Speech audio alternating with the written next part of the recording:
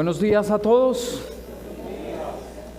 Es un privilegio estar aquí con ustedes y no es porque siempre diga lo mismo en todas partes. Desde hace varios años he escuchado de la iglesia en noroccidente, pero no había tenido la oportunidad de venir, así que esta es una primera vez por la misericordia del Señor. Escuché la historia de un barbero que era muy pesimista.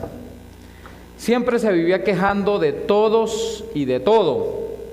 Alguna vez llegó un hombre a su barbería y le dijo: le cuento que yo voy a viajar a Italia.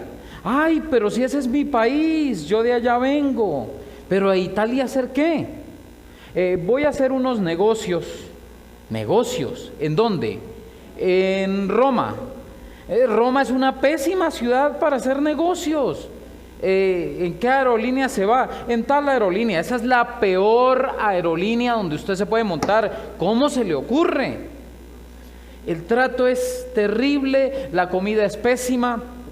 ¿Dónde se va a alojar? En tal hotel.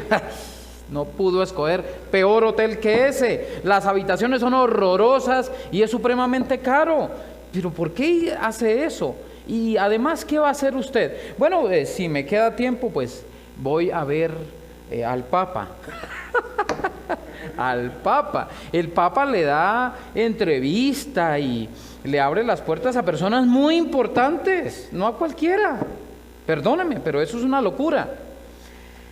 Al siguiente mes llegó el hombre a la barbería otra vez. Y cuénteme, ¿pudo ir a Italia? Claro que sí, fue un viaje excelente. La aerolínea fue excelente, me trataron muy bien, el hotel inmejorable. Y había una cierta promoción, entonces estuvo muy bien. Y además, los negocios estuvieron bastante bien, no me puedo quejar de esa visita.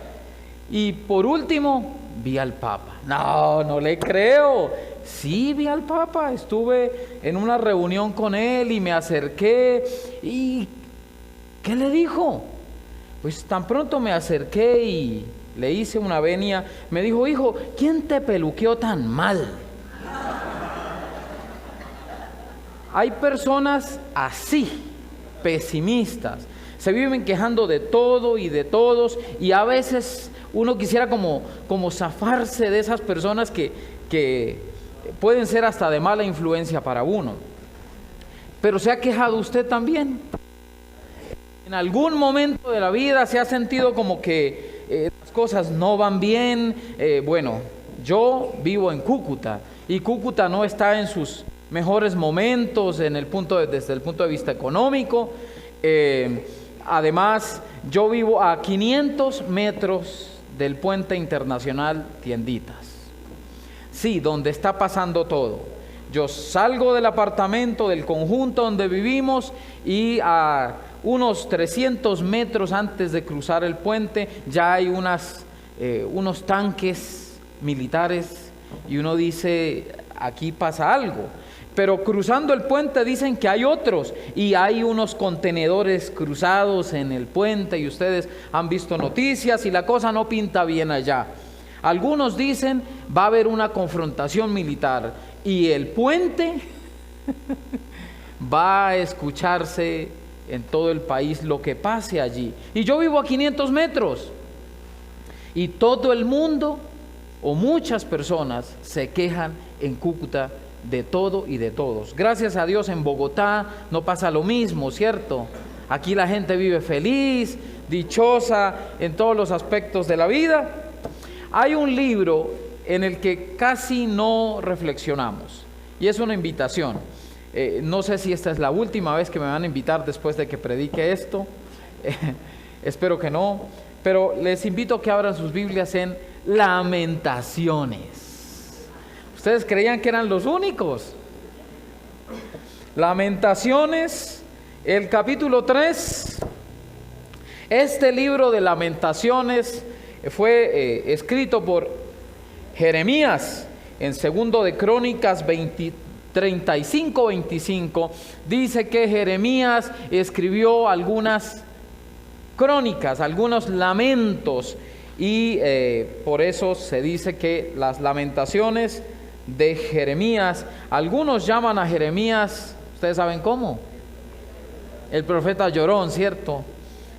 Dice Lamentaciones, capítulo 3, los primeros versículos: yo soy el hombre que ha visto aflicción bajo el látigo de su indignación. Él me ha guiado y conducido en tinieblas y no en luz. Ciertamente todo el día ha vuelto y revuelto su mano contra mí.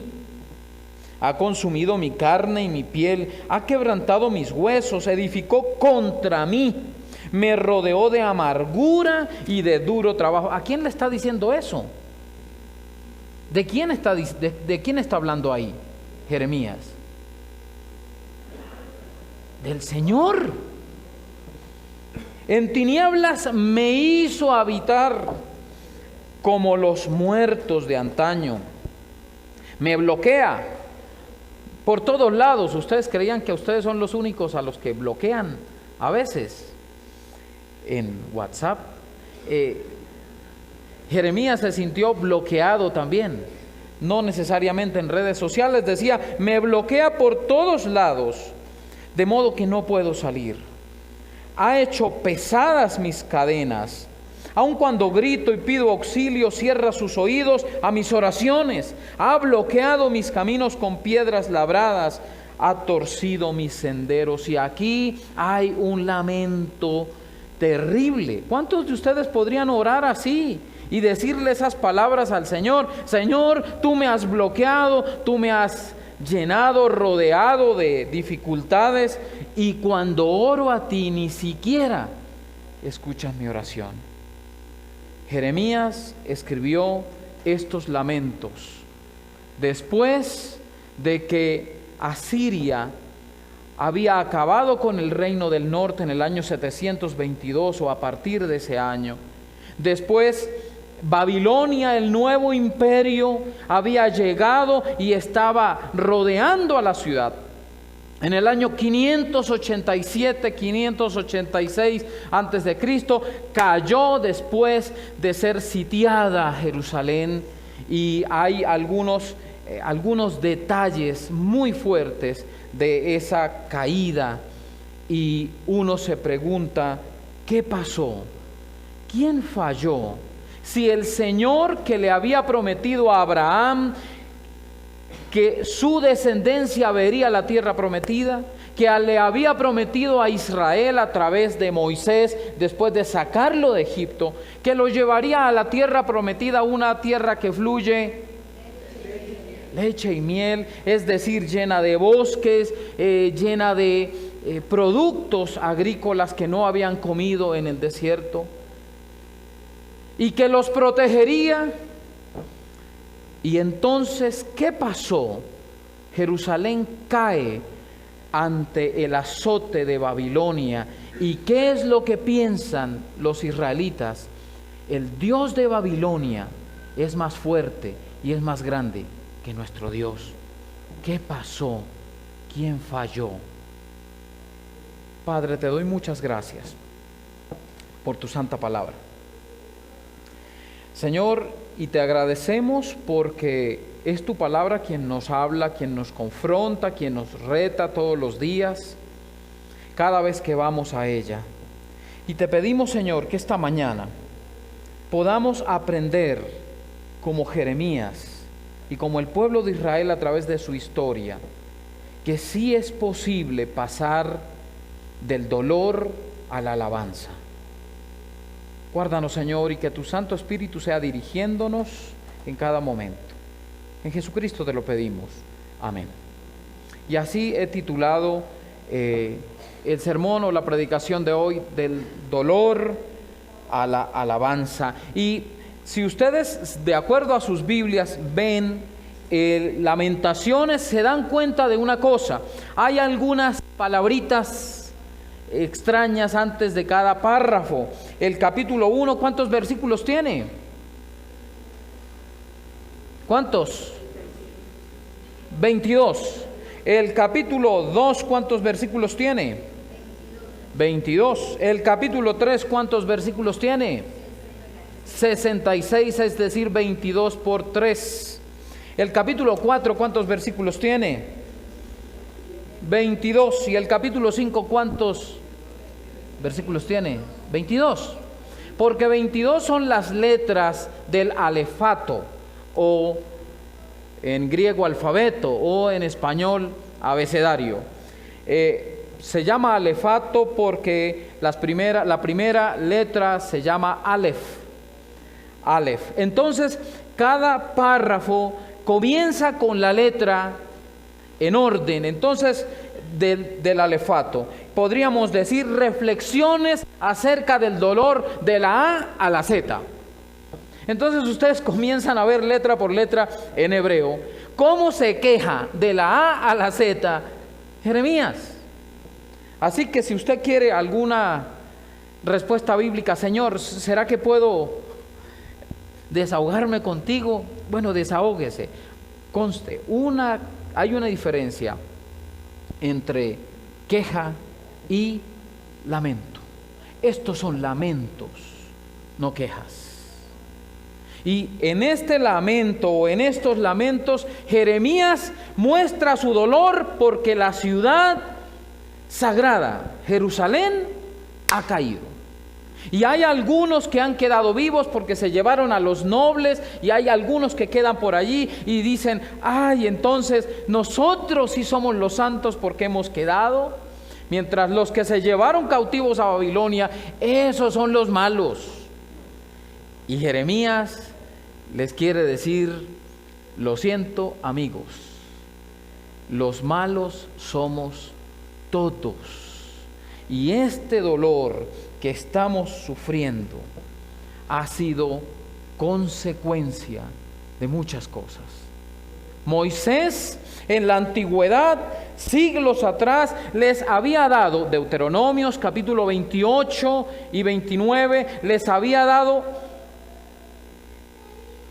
bendiciones si obedecen, pero también había hablado de maldiciones por la desobediencia, y ellos lo habían tomado a título personal. Y por eso cuando el Señor Jesús viene en el primer siglo, entonces los fariseos y muchos judíos estaban interesados en tener dinero. ¿Por qué? Porque es que si yo tengo dinero y vivo bien, estoy demostrando con ello que soy bendecido por el Señor. ¿Y por qué soy bendecido por el Señor? Porque soy bueno, porque soy justo. Pero el Señor le había dicho eso a la nación. Si ustedes como nación obedecen, serán bendecidos. Y si ustedes como nación desobedecen, entonces ustedes tendrán maldiciones. Y entonces ellos debían pensar, ¿quién falló? ¿El Señor nos falló? Y comenzaron los israelitas a reclamar promesas. ¿Ha escuchado eso usted alguna vez? Esto de reclamar promesas. Bueno, todo menos bíblico eso, de reclamar promesas. Ellos comenzaron a reclamar promesas y a lamentarse delante del Señor. Pero les invito a que leamos Lamentaciones, capítulo 1, versículos 1 y 2. Dice así: ¿cómo está sentada solitaria la ciudad populosa? Estoy leyendo la versión Reina Valera 2015. Hay algunos pequeños cambios y perdónenme porque no traje la otra. ¿Cómo está sentada solitaria la ciudad populosa? Se ha vuelto como viuda, la grande entre las naciones. La señora de las provincias ha sido hecha tributaria. Amargamente llora en la noche. Sus lágrimas están en sus mejillas. No hay quien la consuele entre todos sus amantes. Todos sus amigos la traicionaron y se le volvieron enemigos. Jerusalén fue asediada por varios meses. Los moradores de la ciudad encerrados y sin poder pedir ayuda. Ellos no tenían oportunidad de salir a buscar alimentos, los asediaron, los encerraron, ni siquiera tenían agua para tomar. La situación se volvió terrible y abran sus Biblias un poquito, una página más adelante, en el capítulo 2, versículos 17 al 20, y les advierto, esto es muy fuerte, pero necesitamos leerlo, esto es muy fuerte. 2 del 17 al 20. Ha hecho el Señor lo que se había propuesto. Ha ejecutado su palabra como lo había decretado desde tiempos antiguos. Destruyó y no tuvo compasión. Ha hecho que el enemigo se alegre a causa de ti. Ha enaltecido el poder de tus adversarios. Clama al Señor el corazón de ellos, oh muralla de la hija de Sión. Derrama lágrimas como arroyo de día y de noche.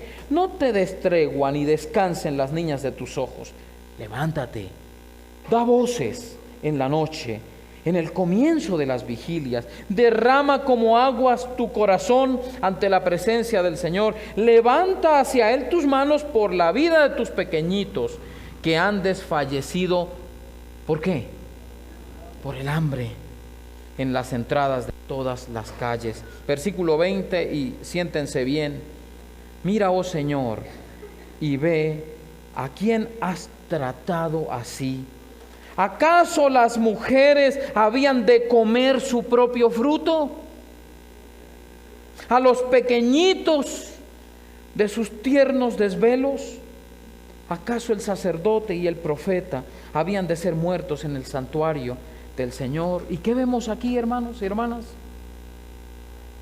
Vemos a una ciudad asediada, acorralada, que al no tener comida,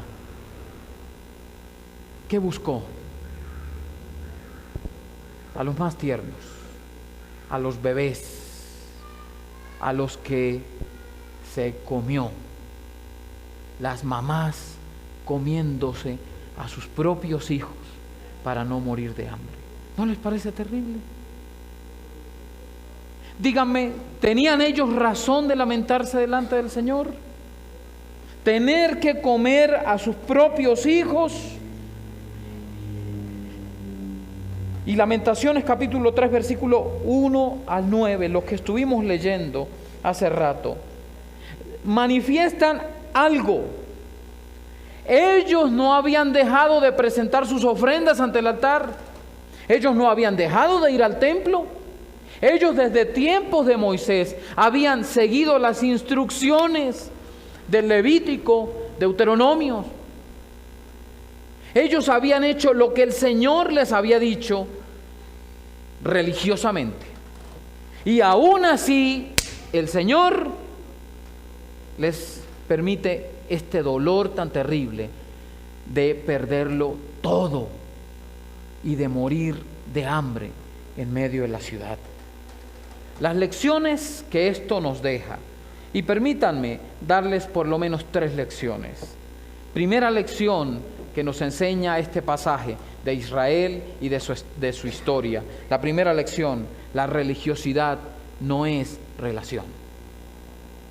Cuando el Señor les proveyó la manera cómo ellos debían acercarse a través de sacrificios, a través de ofrendas, a través de holocaustos, cuando el Señor les dejó en el desierto el tabernáculo y luego, después de Salomón, el templo donde Él se manifestaba, Él quería que a través de los sacrificios ellos entendieran una cosa. ¿Qué creen ustedes? A través de los sacrificios, que entendieran por lo menos una cosa, que ellos eran pecadores y necesitaban hacer sacrificios porque su relación con Dios no era la mejor. Ellos iban al templo, pero no iban al templo a adorar como el Señor quería. El Salmo 95 es un salmo que seguramente se leía cada día de reposo. Venid, acerquémonos, adoremos al Señor. La idea del día de reposo era que miraran atrás y pudieran adorar al Señor por todo lo que había hecho por ellos. Pero llenaron el reposo de un montón de reglas, que todo se convirtió en una religión, en una religiosidad. Y el Señor quería que su pueblo se acercara a Él a través de los sacrificios, de las ofrendas a través del templo. Religiosidad no es religión. La obediencia no es la llave para la bendición. La obediencia es el producto de una relación con el Señor, que a su vez trae bendición. ¿Lo entiende usted así, hermanos? La obediencia no es la llave para que el Señor me bendiga. La obediencia es el producto de mi relación íntima con el Señor, que a su vez trae bendición a mi vida. Así que no se trata solo de hacer lo correcto. No se trata solo de asistir al templo semana a semana. No se trata solo de traer ofrendas. No se trata solo de hacer lo correcto. Se trata de acercarse a Él. E Israel no lo entendió. Miqueas capítulo 6, si ustedes lo han leído muchas veces, manifiesta ese principio. Le dice el Señor, le dice Miqueas: ¿con qué me presentaré ante el Señor? Me presentaré con millares de holocaustos. ¿Qué es lo que pide el Señor? ¿Qué es lo que pide? Amar, misericordia y justicia. Es decir, en otras palabras, lo que el Señor siempre había querido, detrás de eso, era que los israelitas reconocieran su pecado y se acercaran a Él por necesidad. Y eso no ha cambiado. Ellos tuvieron que aprender la lección con mucho dolor. Todas las ofrendas, todos los votos, todas las asistencias al templo no producen relación. Estas cosas deben ser el producto de una relación íntima con el Dios del cielo y de la tierra. Y miramos aquí un momento a donde estamos nosotros. Y yo les quiero decir, y creo que tengo autoridad para decírselos. Y cuando digo creo, no es que dude, es que lo creo. Tengo autoridad para decirles lo siguiente.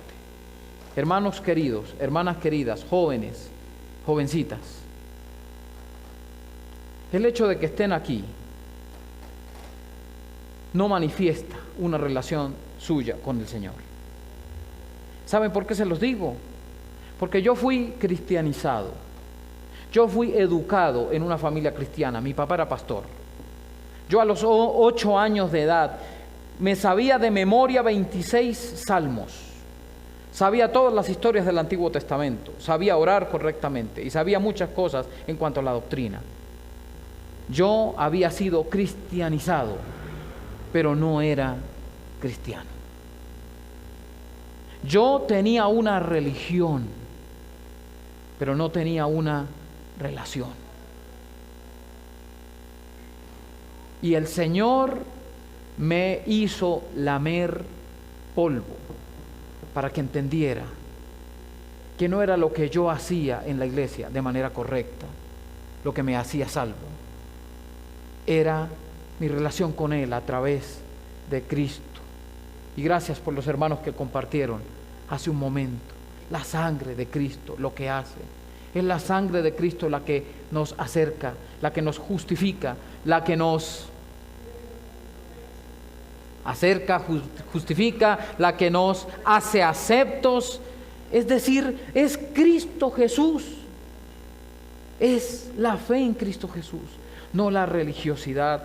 Y yo temo, queridos hermanos, sin temor a ser hereje, que muchos cristianos, muchas personas que por años han asistido a la iglesia no serán salvos, aunque han ofrendado, aunque han cantado, aunque conocen la Biblia, aunque han orado todo el día.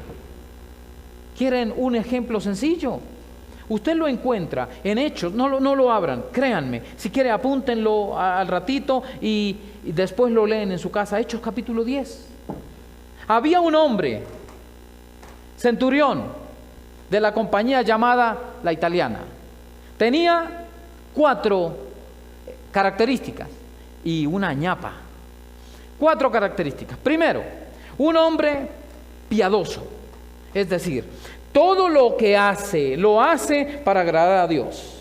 Segundo, Un hombre temeroso de Dios. Es decir, deja de hacer muchas cosas malas para agradar a Dios. Es decir, ¿ven la diferencia? Todo lo que hace, lo hace para agradar al Señor, una persona piadosa. Segundo, deja de hacer muchas cosas malas para agradar al Señor, una persona temerosa de Dios.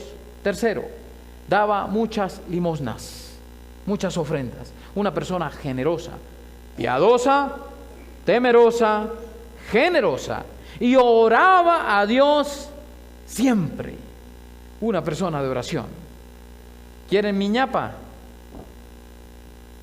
Una vez el Señor le habló en visiones. Díganme ustedes, ¿es una persona salva, sí o no? Piadosa, temerosa de Dios, generosa, una persona de oración, y el Señor le habla en visiones. ¿Es una persona salva o no? Levanten la mano los que creen que es una persona salva, una persona así. Levanten la mano. Levanten la mano los que creen que no es una persona salva. Y el 98%, como sucede en Cúcuta, no sabe, no responde. Así me pasa en Cúcuta, igualito.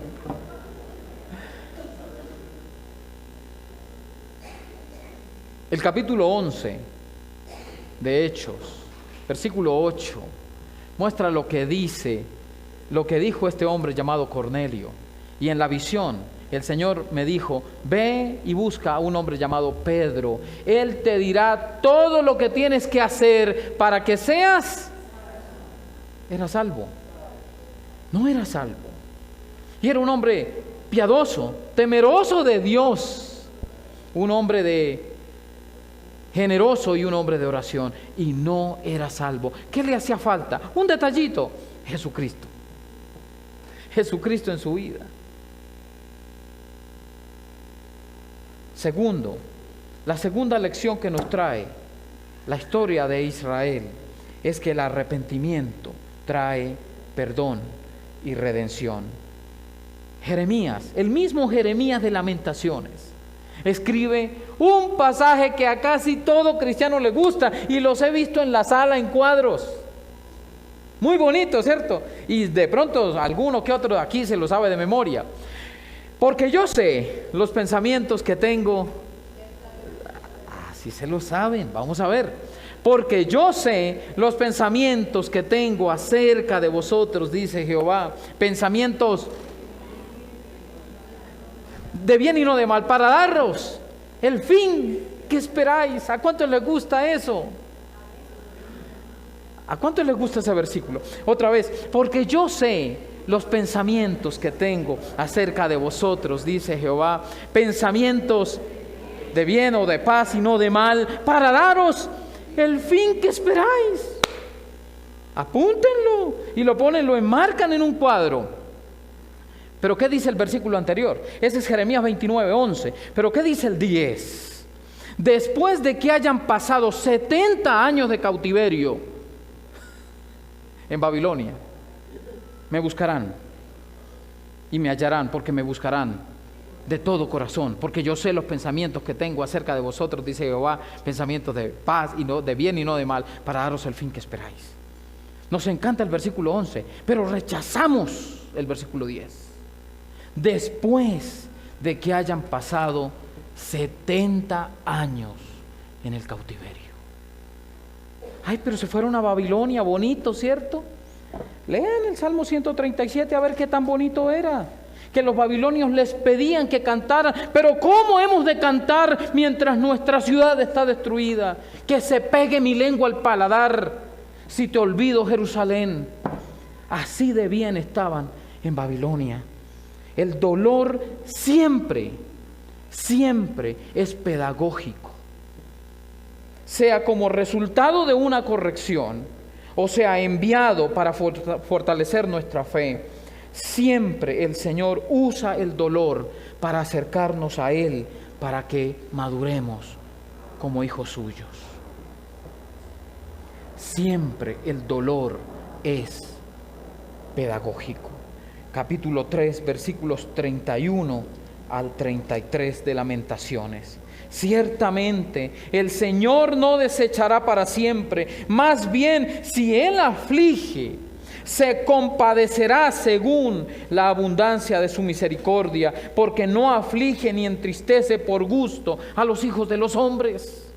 Entonces, si hay alguna persona hoy en día como cristiano que está padeciendo algún tipo de dolor, sea por enfermedad, sea por problemas económicos, sea en su casa, recuerde, el Señor ha permitido ese dolor y muchas veces el Señor ha diseñado ese dolor para acercarlo a Él, para acercarla a Él, porque es su amor inagotable que utiliza incluso lo que tanto nosotros rechazamos para acercarnos a Él.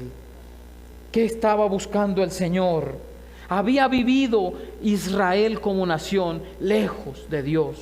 Deuteronomio capítulo 28. Marquen ahí en sus Biblias, en Lamentaciones, que vamos a volver un poco más adelante. Deuteronomio capítulo 28, versículos 52 al 57. Fíjese lo que el Señor muchos años antes, siglos antes, había dicho de Israel. Deuteronomio 28, versículos 15, versículos 52 y 57. Dice el versículo 15: pero si no escuchas la voz del Señor tu Dios, a fin de procurar poner por obra todos sus mandamientos y sus estatutos que yo te mando hoy, todas estas maldiciones vendrán sobre ti y te alcanzarán. Versículos 52 al 57. Él te asediará en todas tus ciudades, hasta que en toda tu tierra caigan tus murallas altas y fortificadas en las cuales confías.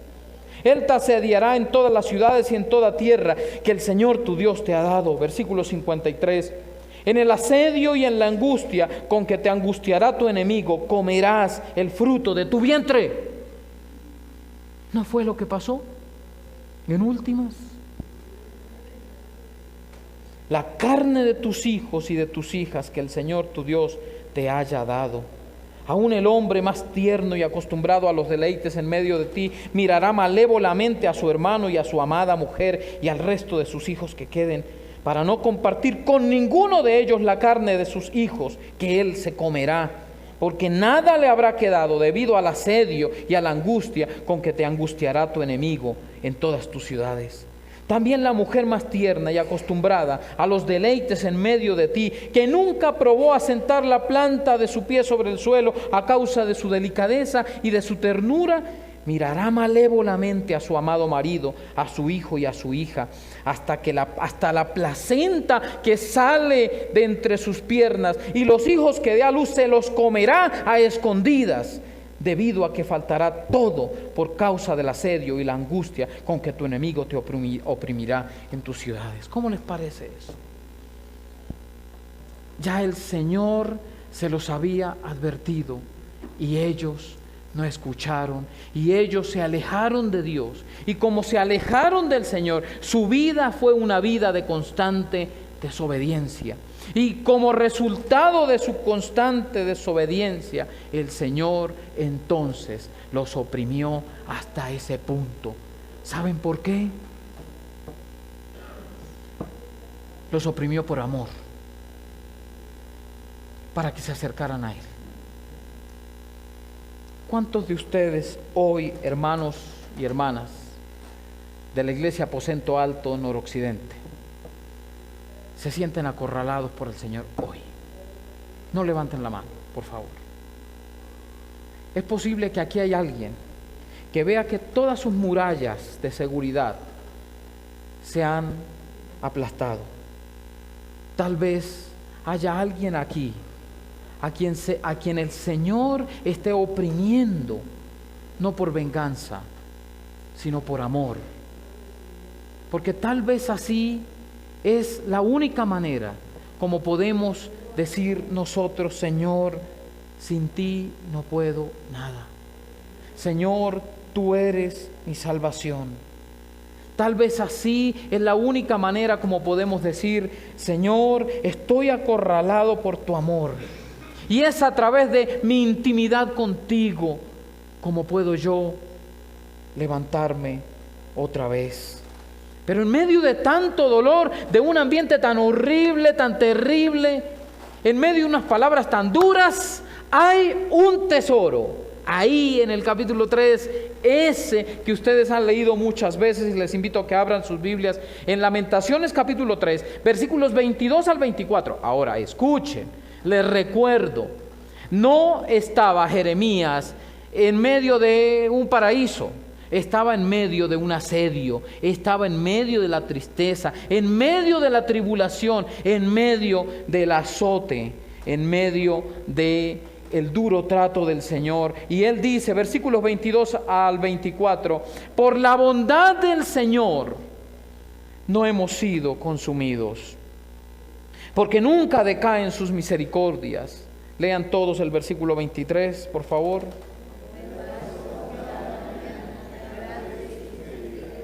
El Señor es mi porción, ha dicho mi alma, por eso en Él esperaré. Cantamos grande es tu fidelidad cuando nos sentimos bien, cuando estamos contentos. Mi hermano me contó que cuando hubo el volcán en Guatemala, hubo un pequeño pueblecito donde había un grupo de personas orando. Ustedes lo vieron en noticias. Y estaban allí orando y todo fue cubierto de lava, excepto esa casa donde estaban orando. Y todos entonces muestran, cuando ven noticias como esas, la fidelidad del Señor. ¿Es una muestra de la fidelidad del Señor, sí o no? Amén. Pero dice mi hermano que en alguna aldea, en algún caserío cercano, había ese día un grupo de 8 hermanos orando. Estaban orando y fueron sepultados por la lava, por el lodo. Díganme ustedes, ¿esa es una manifestación de las misericordias del Señor? ¿Por qué no escucho amén? Porque nos cuesta decirlo, ¿cierto? ¿Cuántos de ustedes les gustaría morir orando? Esos hermanos tuvieron ese privilegio ese día. Morir mientras hablaban con el Señor. Y Jeremías dice, nuevas son cada mañana, grande es tu fidelidad en medio de las lamentaciones.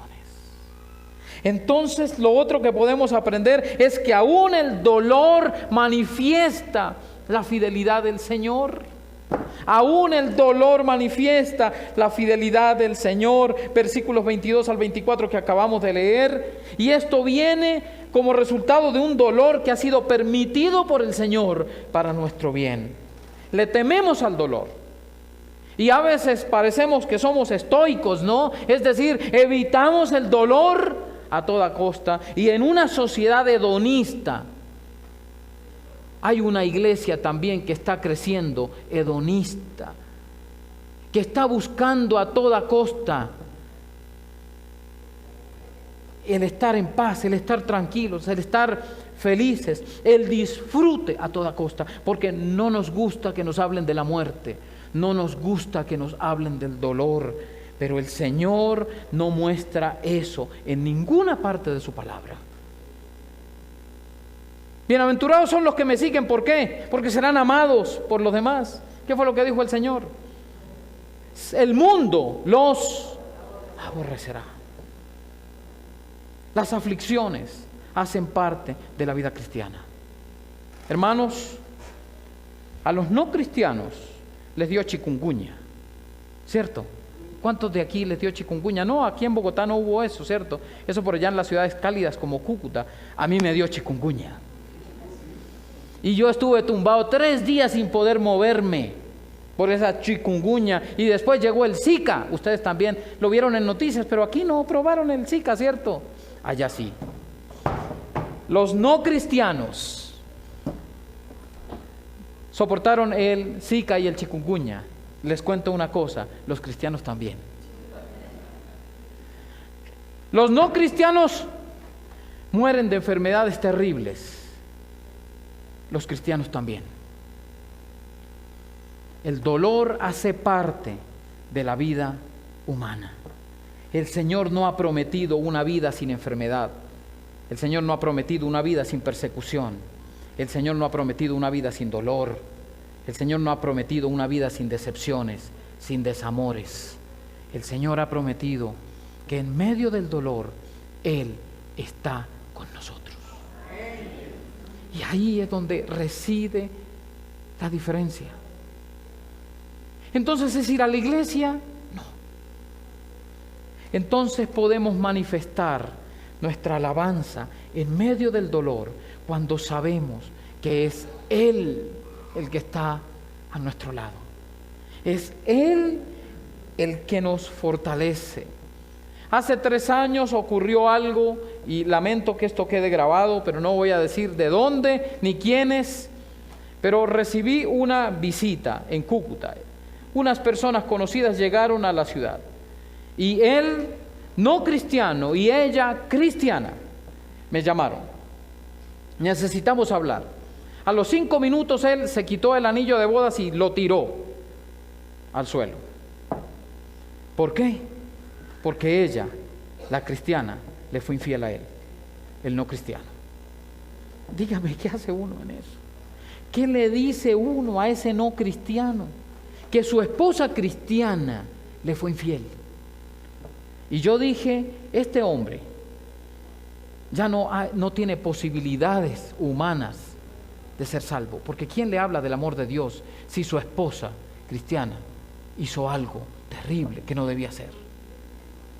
Pero a continuación vi la gracia del Señor cuando él, después de tirar el anillo, se acercó a mí y me dijo: Samuel, hermano, no me dejes solo. Yo necesito buscar a Dios porque yo no puedo soportar este dolor solo. ¿Sí ven la gracia del Señor? Un hombre decepcionado por el Evangelio o por su esposa cristiana, cuya reacción es: Samuel, necesito buscar a Dios porque yo no puedo solo. Es un hombre que entendió la gracia del Señor. Es un hombre que fue arropado por esa gracia desbordante del Señor. Usted puede estar sufriendo hoy, querido hermano, querida hermana. Usted puede estar sufriendo hoy como consecuencia de su pecado. Y eso es un trato de amor del Señor para usted. Pero también usted puede estar sufriendo hoy porque el Señor está probando su fe. Y el Señor quiere que usted se acerque a Él. Y es así como termino recordando un pasaje que estoy seguro de que ustedes no van a decir amén. ¿Sabe cuál es? Hermanos míos, tened por sumo gozo cuando os halléis en diversas pruebas. Amén. Vea usted, qué congregación de fe esta. Otra vez, hermanos míos, tened por sumo gozo. ¿Cuándo? Cuando os halléis en diversas pruebas, sabiendo que la prueba de vuestra fe produce paciencia. Mas tenga la paciencia su obra completa, para que seáis perfectos y cabales, sin que os falte nada. El Señor quiere que en medio del dolor nos acerquemos a Él, que entendamos que la religiosidad no es relación. El Señor quiere que entendamos que la verdadera alabanza se vive en medio del dolor también. Y que podamos cantar también. Me regalan unos minuticos para cantar un himno. No está en la lista, no está en el programa, pero me lo permiten. Que todos cantemos pensando en el dolor que estamos viviendo, el 334. ¿Sabe cuál es ese? Cuán bueno es Dios. ¿Cuántos lo creen? En medio del dolor. Él quiere que nos acerquemos a Él a través de Cristo Jesús, quien nos puede entender. Y ahorita les digo algo más. El 334, cuán bueno es Dios. ¿Ya lo tienen? Bueno, les voy a decir primero, antes de cantar, mientras preparan, y perdón que no había anunciado. ¿Ustedes creen que yo soy simpático?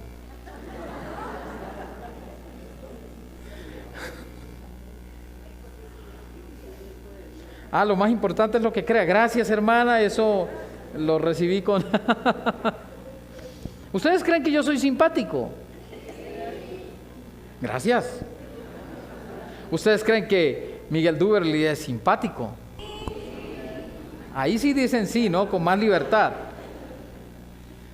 Simpático es una palabra compuesta. Sin, que significa al lado de, y patos, que significa dolor. La persona simpática no es aquella que se ve bonito por fuera. Y de hecho yo no soy simpático, yo lo sé. Simpático es aquel que está al lado del que está sufriendo.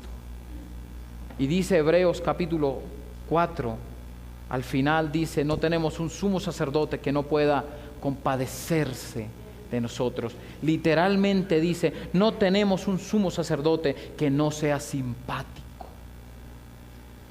Cristo Jesús, el varón de dolores, nos entiende en medio de nuestro dolor, y no solo nos entiende, está a nuestro lado. 334, cuán bueno es Dios. Lo tenemos en la pantalla, pero tú no pasas. Ok, ustedes si soportan mi voz, entonces voy a cantarlo. Cuán bueno es Dios. Pueden ponerse en pie los que deseen. Si tenemos la música, ¿cierto?